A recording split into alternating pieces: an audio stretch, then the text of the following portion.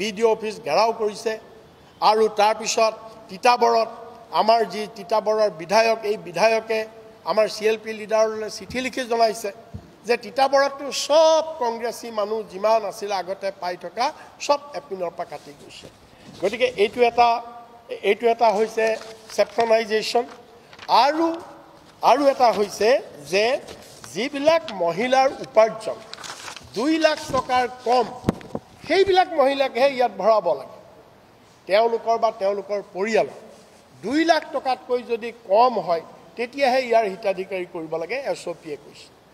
কিন্তু বিজেপিয়ে কি কৰিছে সেইটো নকৰি ধনী মানুহ ধনবন্ত মানুহ আৰু বিজেপিটো জানেই সব আপোনালোকৰ ধনী মানুহেই এই ধনবন্ত মানুহৰ ফেমিলিক তেওঁলোকে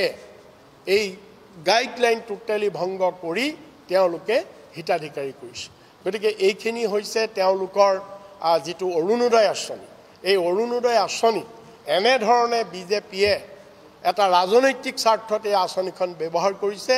সম্পূৰ্ণৰূপে গেৰুৱাকৰণ কৰিছে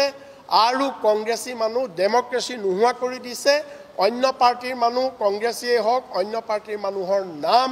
লাৰ্জ স্কেলত থাউজেণ্ডছ এণ্ড থাউজেণ্ডছ চাৰিওপিনৰ পৰা কৰ্তন কৰি কেৱল বিজেপিকৰণ কৰিছে বিজেপিৰ মানুহক